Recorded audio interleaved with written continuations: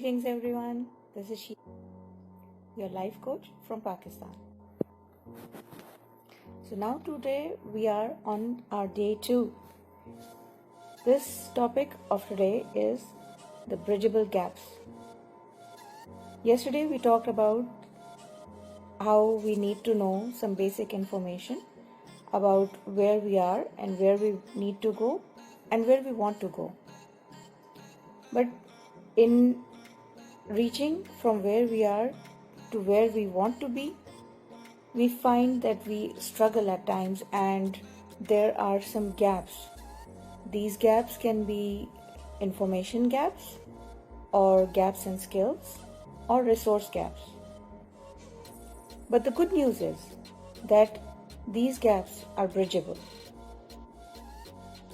There are times that we can do these things on our own, do it like we call it the DIY, do it yourself. And this is the information age, and with the technology that we have today, it is just super phenomenal how things are available for us and how we can do those. And then there are skills which we can learn. There were earlier back in my time, in my younger days, we need to go through books or learn through different courses, go to places. But now it's just a few clicks away. That's all that there is. So we can learn those skills. And finally are the resource gaps. Resource gaps are basically the number one state of resourcefulness that we feel about ourselves, because there are times when we are not tapping into our own potentials and not utilizing our own potentials, and realizing our strengths or the SWOTs. In other words, what our strengths are and where we can use those strengths, which can be our ability to have a clear vision, our ability to stay strongly connected to our values, and a lot of them. So these are our strengths which can help us through and overcome whatever obstacles we may face. And the other option for resourcefulness is to get connected to resources or people who can help us attain our goals in a much easier manner. So, for example, if there are things that we may find ourselves not so good at the moment, we can just connect to people. And these can range from a friend, or we can just get together temporarily and have a study buddy. Because there are many times that we do learn things, but because we are in the initial stages of implementing those pieces of the puzzle, we need someone with whom we can discuss.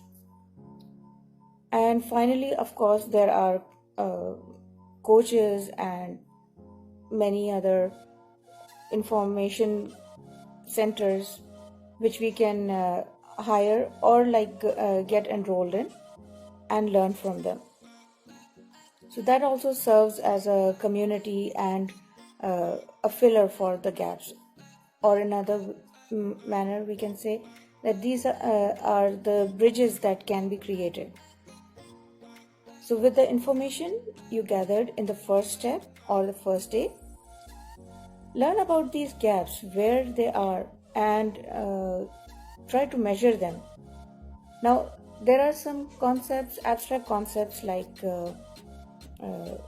how good we are feeling, or how do we feel about those gaps. So how do we measure the abstract concepts? The thing is, it's a combination of intuition and logics. So when we combine the two, it's like combining both the sides of our brain, the logical side of the brain and the creative side of the brain.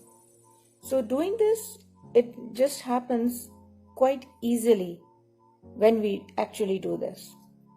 So you can just keep a measure of like from 0 to 10 or from 0% to 100%, and then just focus on how you think or what you feel about it and give it a number, because it's difficult to argue when you have numbers to back you up.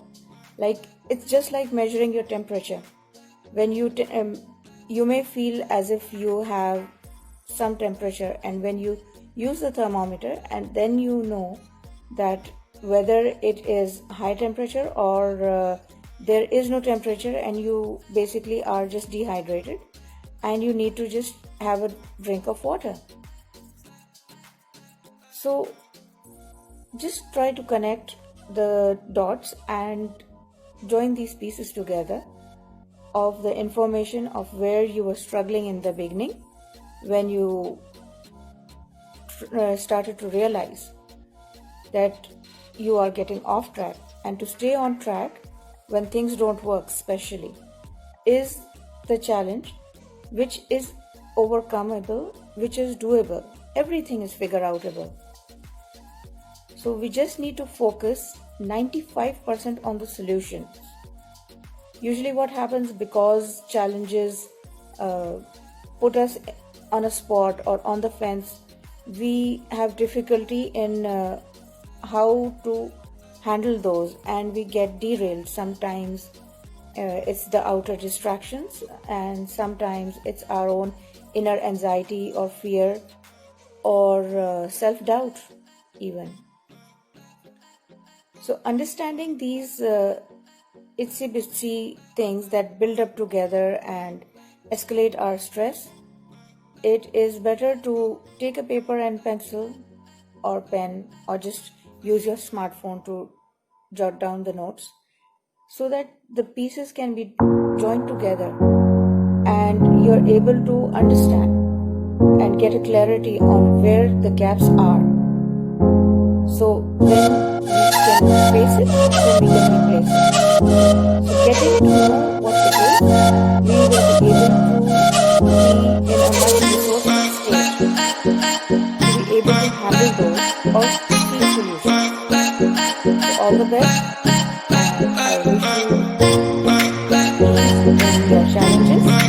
At first, it's just a Facebook challenge, nothing big. Take care, and we'll be looking forward to meeting you again tomorrow on day 3, our last day. So if you're watching a replay or if you're watching live, just put down hashtag live or hashtag replay. Share the information, bring in friends who would utilize from this information, and all the best. Take care.